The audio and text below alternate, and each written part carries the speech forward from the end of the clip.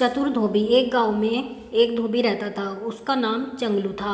उसके पास एक गधा था, वही उसकी जीविका का साधन था।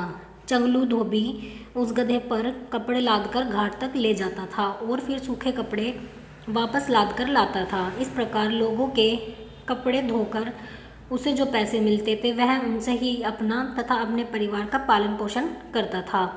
लेकिन समय सदा एक सा नहीं रहता।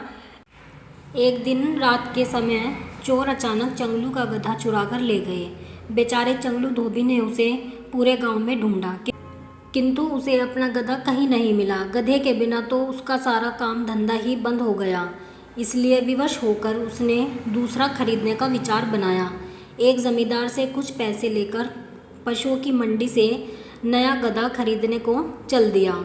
मंडी पहुंचकर वह अच्छा गधा तलाशने लगा। तभी उसकी निगाह एक गधे पर पड़ी। ध्यान से देखने पर वह समझ गया कि यह तो उसी का गधा है जिसे चोर चुरा कर ले गया था। एक आदमी उसे बेचने के लिए एक स्थान पर खड़ा था।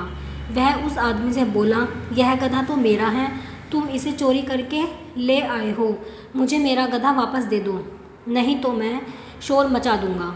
चंगलू धोबी की बात सुनकर उस आदमी ने कहा, यह गधा मेरा है, तू झूठ बोलकर इसे अपना बनाना चाहता है।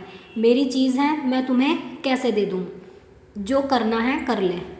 उनका यह झगड़ा सुनकर वहाँ पर बहुत से लोग जमा हो गए तथा उनमें से एक ने चंगलू से पूछा, तुम्हारे पास अपना पक्ष साबित करने के लिए कोई सबूत है? चंगलू धोबी की बुद्धि काम कर गई। उसने तुरंत ही अंगोछे से निकालकर गधे की आंख पर पट्टी बांधी और लोगों से कहा, मेरा गधा एक आंख से काना है। अगर यह गधा इसका है तो इसे यह भी पता होगा कि इसे किस आंख से दिखाई नहीं देता। वह आदमी तुरंत बोला, हाँ, इसे दाईं आंख से दिखाई नहीं देता। वही आदमी फिर तुरंत ही बोला, नहीं, वह बाईं आंख से काना है। चंगलू धोबी की चाल काम कर गई थी।